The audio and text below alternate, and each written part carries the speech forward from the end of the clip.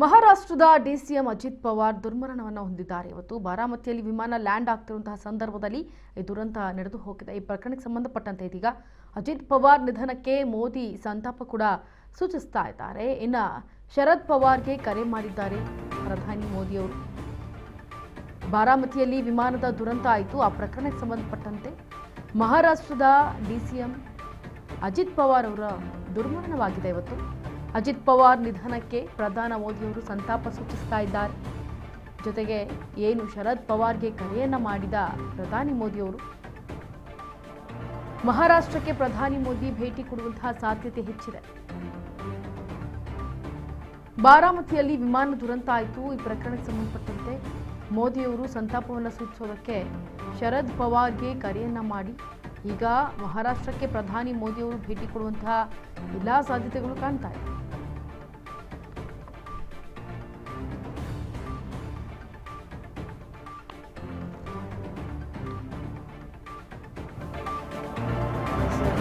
ಅಜಿತ್ ಪವಾರ್ ಅಂತ ಕೇವಲ ಒಬ್ಬ ನಾಯಕನಾಗಿರಲಿಲ್ಲ, ಅವರು ಅದೊಂದು ಸಂಚಲನ ಮೂಡಿಸುವಂತಹ ರಾಜಕಾರಣಿ ಆಗಿದ್ದರು. ಅಲ್ಲಿನ ಜನರು ಕೂಡ ಅಷ್ಟೇ ಅಜಿತ್ ಪವಾರ್ ಅವರನ್ನ ಇಷ್ಟಪಡ್ತಾ ಇದ್ರು. ಆದರೆ ಒಬ್ಬ ರಾಜಕಾರಣಿಗೆ ಈ ರೀತಿ ದುರಂತ ಸಾವಾಗಿರುವುದು ನಿಜಕ್ಕೂ ದುರ್ದೈವ. ಯಾಕಂದ್ರೆ ಅಜಿತ್ ಪವಾರ್ ಅವರ ರಾಜಕೀಯ ಜೀವನ ರೋಚಕ ತಿರುವುಗಳನ್ನು ಪಡೆದುಕೊಂಡು ಬಂದಿರುವಂಥದ್ದು. ಆ ರೋಚಕ ತಿರುವಿನಿಂದ ಒಂದು ಉತ್ತಮ ಹೆಸರನ್ನ ಮಾಡಿದ್ದವರು ಅಜಿತ್ ಪವಾರ್.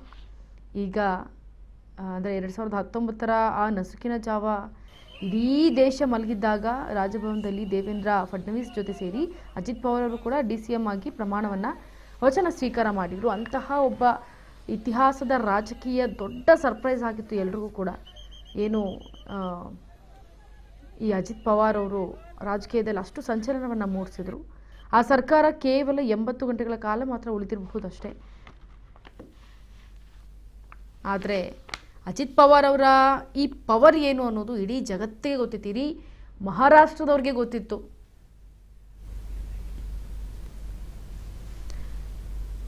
ಇಡೀ ಮಹಾರಾಷ್ಟ್ರದವ್ರಿಗೆ ಗೊತ್ತಿತ್ತು ಇವರು ಯಾವ ರೀತಿ ರಾಜಕೀಯವನ್ನು ನಡೆಸ್ತಾ ಇದ್ರು ಅಂತ. ಇನ್ನು ವಿಮಾನ ದುರಂತದಲ್ಲಿ ಅಜಿತ್ ಪವಾರ್ ದುರ್ಮರಣವನ್ನು ಹೊಂದಿದ್ದಾರೆ. ಮೆಡಿಕಲ್ ಕಾಲೇಜು ಆಸ್ಪತ್ರೆ ಎದುರು ಶೋಕ ಸಾಗರ ಹರಿತಾ ಇದೆ. ಅಜಿತ್ ಪವಾರ್ ಅಂತಿಮ ದರ್ಶನಕ್ಕೆ ಗಣ್ಯರ ಆಗಮನ ಆಗ್ತಾ ಇದೆ. ಆಸ್ಪತ್ರೆಗೆ ಆಗಮಿಸಿದಂತಹ ಎನ್ಸಿಪಿ ನಾಯಕ ಶರದ್ ಪವಾರ್ ಈಗ ಮಹಾರಾಷ್ಟ್ರದ ಸಿಎಂ ದೇವೇಂದ್ರ ಫಡ್ನವೀಸ್ ಅವರನ್ನ ಕೂಡ ಭೇಟಿ ಮಾಡಿದರು. ಡಿಸಿಎಂ ಏಕನಾಥ್ ಶಿಂದೆ ಸಹ ಆಸ್ಪತ್ರೆಗೆ ಭೇಟಿ ಕೊಟ್ಟಿದ್ದಾರೆ. ಬಾರಾಮತಿ ಮೆಡಿಕಲ್ ಕಾಲೇಜ್ ಆಸ್ಪತ್ರೆಯತ್ತ ಬೆಂಬಲಿಗರು ಕೂಡ ತೆರಳುತ್ತಾ ಇದ್ದಾರೆ. ನಾಳೆ ಬೆಳಗ್ಗೆ 11 ಗಂಟೆ ಅಜಿತ್ ಪವಾರ್ ಅಂತ್ಯಕ್ರಿಯೆ ಆಗುತ್ತೆ. ಸಾರ್ವಜನಿಕರ ಅಂತಿಮ ದರ್ಶನಕ್ಕೆ ಎಲ್ಲಾ ರೀತಿಯ ಸಕಲ ಸಿದ್ಧತೆಗಳನ್ನು ಮಾಡಿಕೊಳ್ಳಲಾಗ್ತಾ ಇದೆ. ವಿಜಯ ಪ್ರತಿಷ್ಠಾಪನಾ ಮೈದಾನದಲ್ಲಿ ಅಂತಿಮ ದರ್ಶನಕ್ಕೆ ಎಲ್ಲಾ ರೀತಿಯ ಸಿದ್ಧತೆಯನ್ನು ಮಾಡಿಕೊಳ್ಳಲಾಗ್ತಾ ಇದೆ.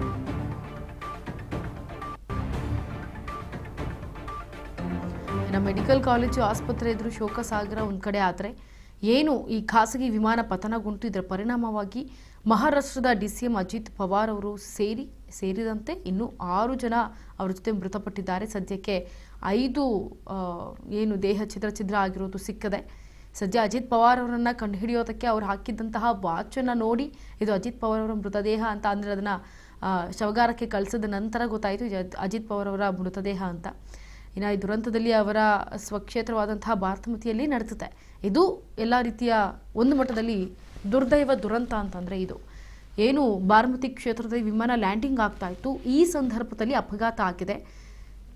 ಈಗ ಅಪಘಾತ ತೀವ್ರತೆ ಸ್ಥಳದಲ್ಲೇ ಭಾರಿ ಪ್ರಮಾಣ ಬೆಂಕಿ ಹತ್ಕೊಂಡಿತ್ತು, ದಟ್ಟವಾದ ಹೊಗೆ ಬಂತು, ಆವರಿಸಿಕೊಂಡಿತ್ತು. ಅಲ್ಲಿನ ಪ್ರತ್ಯಕ್ಷದರ್ಶಿಗಳು ಹೇಳ್ತಾ ಇದ್ರು. ಆದರೆ ಈಗ ಅಜಿತ್ ಪವಾರ್ ಅವರ ದುರ್ಮರಣವಾಗಿದೆ. ಹಾಗಾಗಿ ಏನು ಅಂತಿಮ ದರ್ಶನಕ್ಕೆ ಮಹಾರಾಷ್ಟ್ರದ ಏನು ಬಾರಾಮತಿ ಇದೆ ಅವರ ಸ್ವಗ್ರಾಮದಲ್ಲಿ, ಅಲ್ಲಿ ಎಲ್ಲ ರೀತಿಯ ಸಕಲ ಸಿದ್ಧತೆಗಳನ್ನು ಮಾಡ್ಕೊಳ್ತಾ ಇದ್ದಾರೆ. ನಾಳೆ 11 ಗಂಟೆಗೆ ಅವರ ಅಂತ್ಯಕ್ರಿಯೆ ಆಗಲಿದೆ.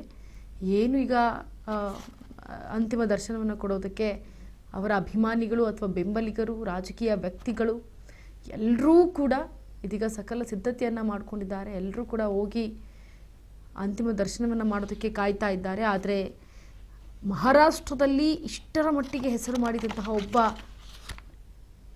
ರಾಜಕೀಯ ವ್ಯಕ್ತಿ ಇವತ್ತು ನಮ್ಮ ಜೊತೆ ಇಲ್ಲ ಅನ್ನೋದು ಒಂದು ರೀತಿಯ ದುರ್ದೈವ. ನೋಡಿ, 7 ಬಾರಿ ಶಾಸಕರಾಗಿತ್ತು ಅಜಿತ್ ಪವಾರ್ ಅವರು.